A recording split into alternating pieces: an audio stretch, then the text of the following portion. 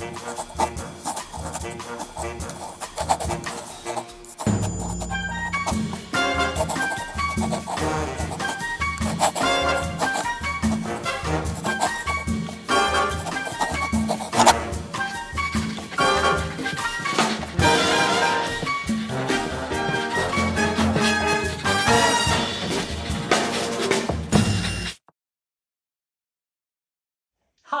my name is Anna and this is my husband Leif-Erik. He came up with this idea to build a simple catamaran, put it in a container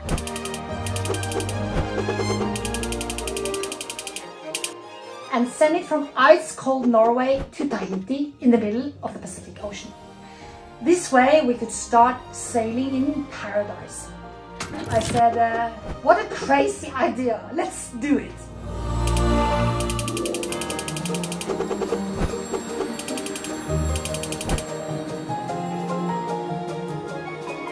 So this is the adventure of building and sailing BoraBora. And the story starts when finally coming back after 3 years of the pandemic. So are you ready for my story? It's been 3 years that we haven't been in Huahine and we left BoraBora there, and then COVID came, COVID. We left in 2019 and by now it's 2022 or 2022. And I was going back. With me, I had a very good friend. Her name is Anna, and she had agreed to come with me for a whole month. And we were really happy and had a good time. So we left Norway early in the morning, came to Paris. I'm going to show you that on the map. So here you see Norway, and well, it's a very short trip to Paris. And my plan was doing some nice French lunch. We had like 7-8 hours, which should have been plenty of time. But we were advised not to do it like that and instead just travel quickly from one airport to the other. So that's what we did. And we were happy that we did that because it was queues at the airport that were like kilometers long. It was like really, really long lines queuing up. And you know, it goes like this. And people asking, you know, the same questions again and again. They had some paperwork, they had all kinds of different things, and it took a long time. We get on the plane, and next challenge is coming up. And that is, we were sitting down. I had a window seat, which I love to see when we're traveling. Behind us was a family with 2 small kids, and immediately sitting down, they started kicking the seats, both of them. And crying. You know, one probably had really problems with the ears, so he was crying constantly, and every time that was the baby. The other one was maybe 3-4 years old, but you know, a small kid. Then the 2 parents started coughing and sneezing and coughing and sneezing. So we had that going on for 10 hours, traveling from Paris there and all the way to San Francisco over here. 10 hours. It was horrible. And then we we both hoped and prayed that this family just were going to San Francisco and, you know, picked up by family or friends. Unfortunately, you know, back on the plane, in the back, the same family, kids kicking and screaming, parents coughing and sneezing, and we were just thought, oh, we're gonna get COVID from these people. So another 10 hours, so altogether like 20 hours with this family in the back of us, and we were rather exhausted when we arrived to Tahiti, to the airport in Tahiti. But opening the doors and going out, it's just amazing, because the air is hot, it's humid. On the airports, when the flight comes, there are musicians and dancers, and it's all sort of like very, very lively on the airport. It seems like even families just go there to hang out. Maybe it seems like they go and buy McDonald's and eating that like early in the morning. So this was our hangout for a few hours. Our flight to Huahine was a bit delayed, But you know, it didn't really matter. We just sat down and just enjoyed. And I was ready to be in French Polynesia. So I put on my local clothes. I even put on my lovely or yellow hat. We got on the plane to Huahine. And in Huahine, we knew that we were going to be picked up. So Daniel, he's a French guy that has a houseboat that he runs Airbnb on Huahine. It's actually almost like a little hut on the boat. It looks really nice. So Daniel, he had been watching BoraBora for a few months, and we hope that he might run Airbnb or do something with her. Daniel was in a real hurry, so he picked us up in his car, drove us to the supermarket and says, you have 15 minutes. 15 minutes, you know, we were exhausted and jet lag, and managed anyway to just run through the store and get a lot of food, or at least a little bit of food, very quickly. And then back to his car. Turned out he wasn't really that in a hurry anyway, but we hadn't understood by then that hurry isn't necessary hurry. So then he drove us to the BareBare Bay. It's a bay where he has his dinghy, and took all our suitcases and all the stuff into his dinghy. And then we were ready to go out into the lagoon and to Vea Bay where BoraBora is. Now we're doing this in English. How's things going? It's good. It's good. Are you happy? Yeah, I'm happy. Now we're taking this the dinghy of Daniel, hopefully out to BoraBora, and we're super excited. It's very beautiful here. It's blowing and raining like mad. It's totally bananas, of course. Look at that, BoraBora.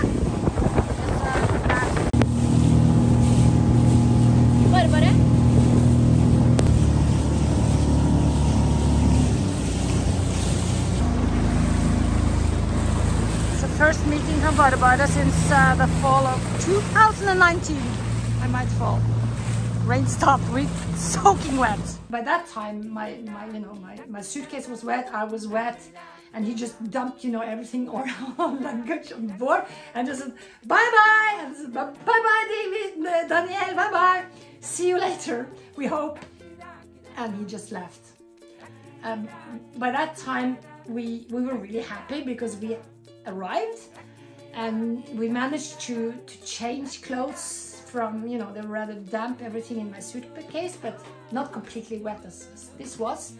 So we managed to change, and then we just had a quick look to see, how could we sleep for the night, and then we got some food, and by that time it was getting dark, and it gets dark very quickly in French Polynesia, so we both went to bed.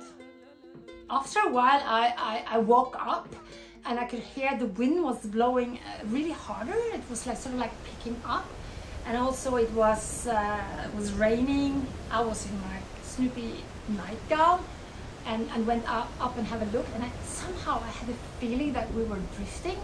But I looked at the other boats, and I tried to look, see what can I see, do I have any marks, and wasn't really sure, so I went back to bed. But then I started getting worried, and because I felt something, and at 1 o'clock I got up again and looked out. Again, difficult to see because you have the light from a lot of boats and you have the light from land, and you can't really see how far anything is. So at that point I took my phone and opened my Navionics map and put a mark. It's sort of like a waypoint, or just like a mark in the map. I should have done that before, but at this point I did it. It's a good thing to do. And then I started checking rather regularly. And maybe at first, just after another minute, I checked and I didn't see much, but then I could see we were actually drifting. We were dragging. Our anchor was not holding. Really, it was quite scary. I knew that we had some anchors laying on the deck. We hadn't organized anything yet. So I quickly ran down in one of the cabins and got out some ropes. Now I'm gonna get some anchors ready. We are dragging. I think I'm gonna start with this.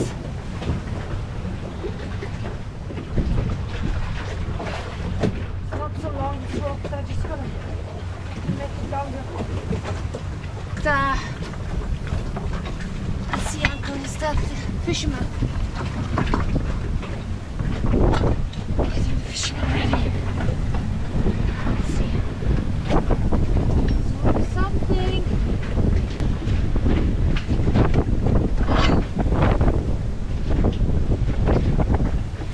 So he's doing this in this weather. Ran out sort of like a big fisherman anchor. It's one of these old-fashioned anchors, and tied the rope and threw it out, and it didn't hold. Just tied it. I went for the next, which was a smaller Bruce anchor. Again, more rope, threw it out. Again, not holding. And the last one was, it was a strange sort of like homemade anchor. Again, it didn't hold. And by that time, I was getting very, very stressed about the situation. We were moving like in between the catamarans, you know, expensive catamarans, and the beach was coming just closer and closer and closer. I prepared more anchors now. I'm just gonna go down and check navionics. We have dragged, but maybe not that much. You know, I'm tied here. So now I have, God, how many anchors do I have out? I have the fisherman, and I have the other, the strange anchor.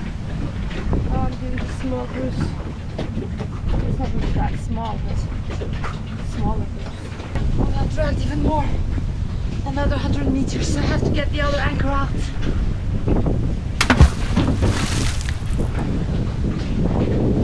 So I seriously had to do something, but what was I going to do?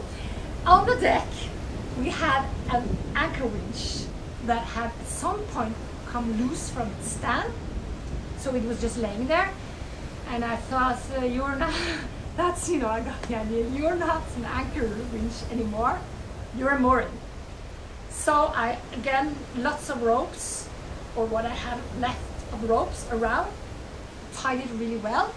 And a long rope, and I threw it out and let the rope go, and it was like a wonderful, wonderful, wonderful feeling, because we stopped drifting, we stopped dragging, we stopped moving, and we lay completely still. We were quite close to the beach, and there were still catamarans, but they were, I could see they were further away. I put another mark. I just stayed around for a little while to see if we were actually completely still. And I went to bed. So I finally, after throwing out 3 anchors, I did the Bruce, I did fisherman, and I did the strange anchor, and the fourth thing was I threw out the windlass. And the anchor is holding now, it's 0.1 nautical miles. So that's like a little bit less than 1 nautical miles. 150, at least 500 meters. 500 meters we have dragged, but the anchor is holding. God, it's mad. The anchor is holding, or the windlass is holding, and all the anchors.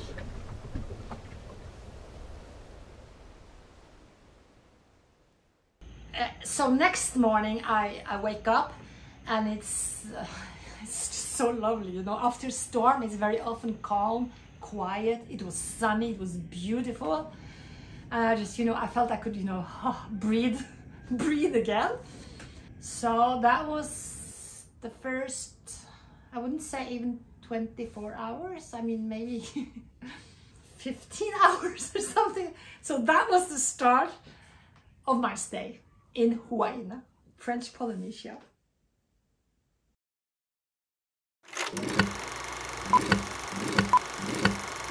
The BoraBora story started back in Cape Verde in 2015. Eric and I had by then been sailing 6 months along the coast of Europe, to Morocco, to the Canary Islands, and we were now in Cape untrustworthy, and it was blowing. It was blowing like mad. The wind meter broke, so we didn't actually know how hard it was blowing. One of the anchors also broke. We had 3 anchors out, and one of them broke. So we were just, looking at each other and just saying, "Wow, it will be Brazil next if the 2 other anchors will break as well." And then we thought, well, not too bad.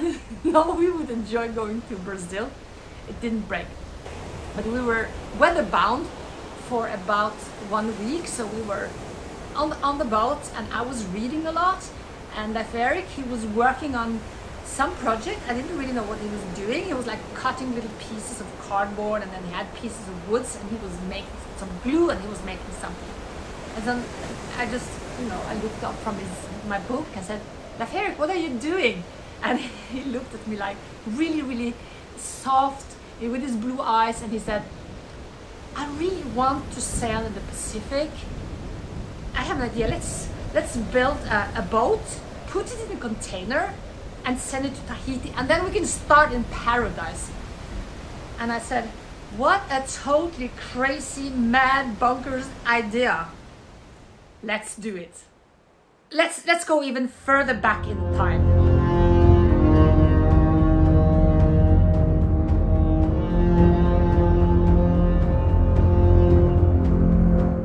We're in Arkhangelsk in Russia, far north, in the late 90s. In a huge workshop, 2 yachts are laying next to each other. One is the 5th 37-meter long gaff-rigged yacht, Britannia. So Britannia, the original, was built for King George to sail regattas. And he sailed lots of regattas, and King George, he really loved his boat, and he didn't want anyone to have it after his death. So it was actually sunk in 1937. So now Sigurd Coates, Norwegian enthusiast, he had bought parts of the shipyard and had this replica being built. And she has a long and rather sad story, because just before she was about to be launched, a Russian oligarch, he bought the shipyard and renamed Britannia and called the yacht Tsar Peter, and said, "Tsar Peter is my boat. It's not your boat, Sigurd. You can pay a lot of money to get her back." So it all ended up in the Russian court, and it took about 4 years before he would get the yacht back and could launch her. Next to Britannia is a 14-meter long boat looking like a dinghy. That's our Dwina. Dwina was commissioned by Eric and me, and was designed, drawn by Cecil Stefansen. He was 85 years old at that time, and he was not doing anything on the computer. Everything was done by hand, and he was wearing like an old-fashioned warehouse coat, and he had his pens in his pocket with ink stains, sometimes wearing it the wrong side around. When Dwina was launched, there were no ice in the river or in the Barents Sea, luckily, but just a few weeks before there were lots of ice around the area. At that time you could not sail the rivers through Russia, so it was you had to go out the river of Dwina into the White Sea and around and the Barents Sea. So Eric had taken 6 friends. They were sort of like the chosen 7 ones, it's what I call them, and they went out sailing. Well, actually they didn't go sailing because quite a few parts were missing for the rig, so they were going by engine, by motor. The boat had lots of leaks, and because of all the sawdust inside, the pumps had stopped working.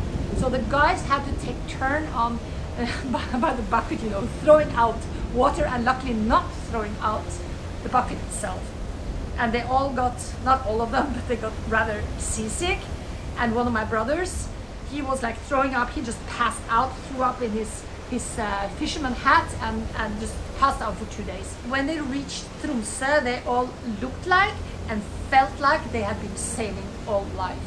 My brother, he got his nice tan, his color back to his face, and they were explaining and telling everyone about their adventures. And to this day, they all say, "I'll do it again at any time." A year and a half later, I had a really bad prolapse, a disc slide, really heavy back problems. And my doctor had told me to walk and to lay down, to walk and to lay down. When I laid down, I was watching television, and at that time they were showing very little on Norwegian television. We didn't have Netflix at that time. So I was watching Brazilian soap operas, and it was just, I got so fed up. So at some point, Leif Erik would start feeding me his sailing books, and he was in a book club, and every month he would get a new book, and I started reading, you know, about all these big sailing adventures. And one day I just looked at him and said, Leif Erik, let's take the children out of school, let's go sailing for a year. And he said, that's a good idea, let's do it. And for sure that trip was a huge adventure for the whole family. Thank you for watching my stories. If you like what you have seen, I can make more videos. But to be able to do that, I need a little help. To keep the videos coming, you can support me by subscribing, by hitting the like button and the notification bell. It takes a lot of work and effort to make these videos, and if you want to help me a little extra, please check out my Patron. And thanks to all my supporters.